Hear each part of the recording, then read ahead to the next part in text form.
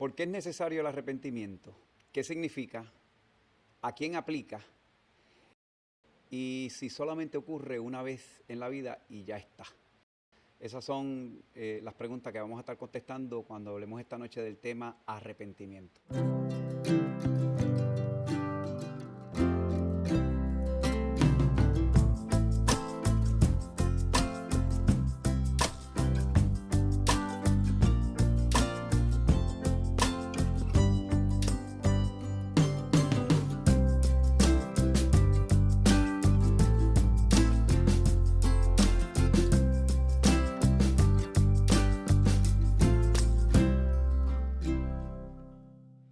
¿Por qué es necesario el arrepentimiento? Por cuanto todos pecamos, todos hemos sido destituidos de la gloria de Dios. Desde la creación del mundo, nuestros padres, Adán y Eva, estando en comunión con Dios, pecaron.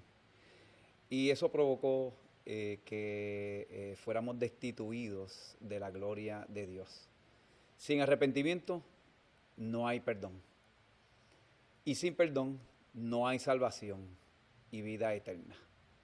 Así que, como dice en el Antiguo Testamento, en 2 de Crónicas 7:14, si se humillare mi pueblo, sobre el cual mi nombre es invocado, y oraren y buscaren mi rostro, y se convirtiesen, que ahí es la palabra clave, si se convirtiesen, si volviesen de sus malos caminos, entonces yo iré desde los cielos, perdonaré sus pecados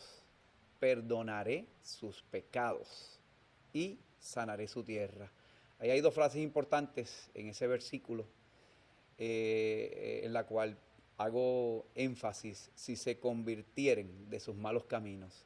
Vamos a ver en el transcurso de esta noche que la palabra convertirse, la palabra volver, la palabra arrepentirse son palabras que tienen un mismo significado. Entonces, si eso se da, si hay un arrepentimiento, si hay una conversión, si las personas se vuelven de sus malos caminos, entonces hay un perdón a sus pecados. En el Nuevo Testamento, Jesús también hizo énfasis a los judíos y le dijo bien claro que el arrepentimiento era un requisito para la salvación. Y volvemos a contestarnos la pregunta que hicimos desde el principio: ¿por qué es necesario el arrepentimiento? Porque sin el arrepentimiento no hay perdón. ¿Qué significa el arrepentimiento? Al arrepentirnos, la expiación de Jesucristo llega a tener un efecto plenamente eficaz en nuestra vida. Y el Señor perdona nuestros pecados.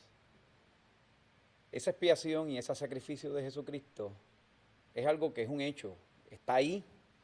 Y solamente el acto de arrepentimiento, el acto de arrepentirnos, es lo que es la llave para poder acceder a esa plenitud y a ese perdón y a esa relación con Dios. El arrepentimiento es un medio que nos proporciona Dios para podernos liberar de la esclavitud de nuestros pecados y recibir el perdón de Él.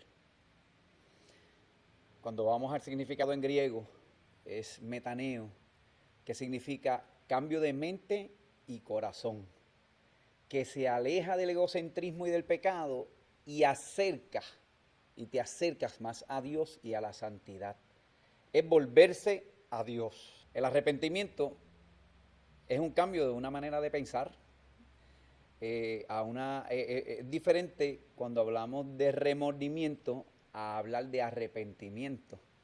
El remordimiento, pues, lo vemos, que fue lo que experimentó Judas cuando traicionó al maestro, porque sintió remordimiento, se sintió mal por haber traicionado al maestro. Las 30 monedas de plata que recibió las devolvió, pero no tuvo un arrepentimiento, porque no completó un proceso. Y esto pues nos lleva a otra conclusión, ¿no? Que el arrepentimiento no es sentirse mal por nuestro pecado, es un estilo de vida que adoptamos como reacción al experimentar la gloria de Dios.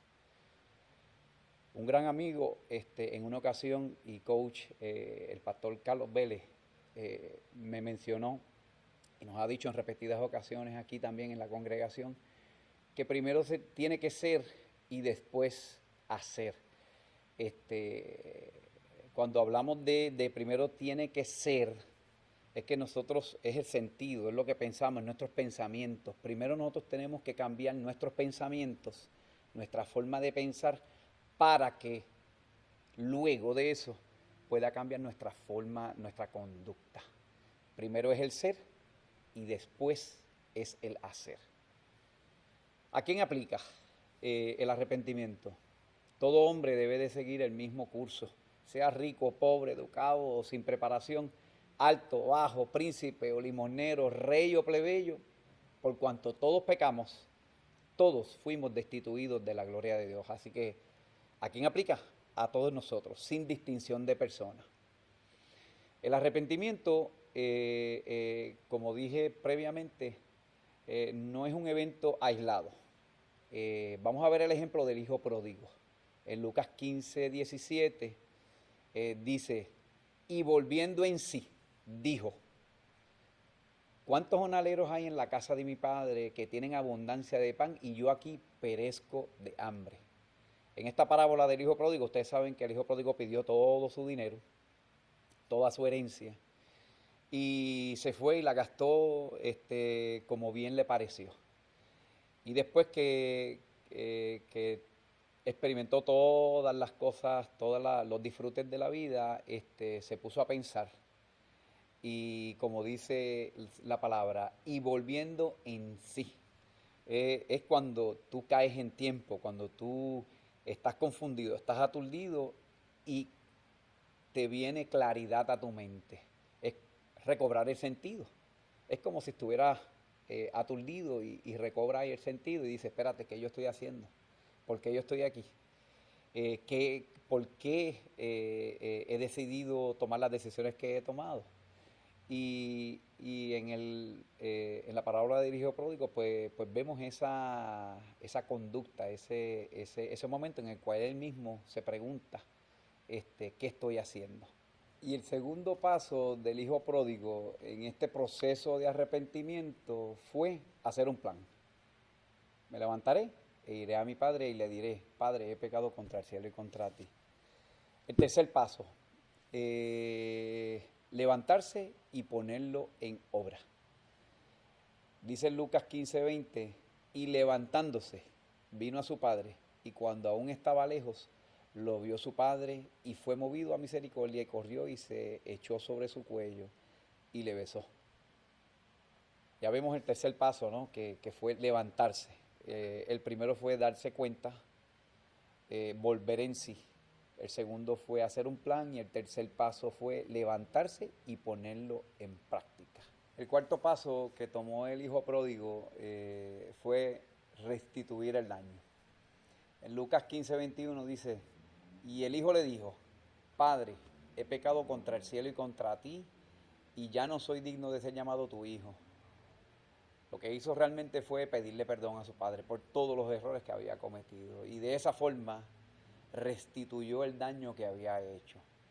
Si lo comparamos con el caso de Judas, Judas no llegó a este paso.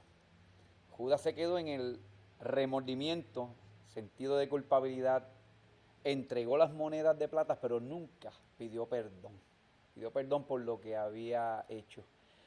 Él nunca logró restituir el daño que él había hecho, con solamente haber pedido perdón y haber aceptado el sacrificio de Cristo en la cruz del Calvario. Él hubiera estado a la par con el hijo pródigo. Y el quinto paso que tomó el hijo pródigo en todo este proceso de arrepentimiento fue entrar a la casa de su padre.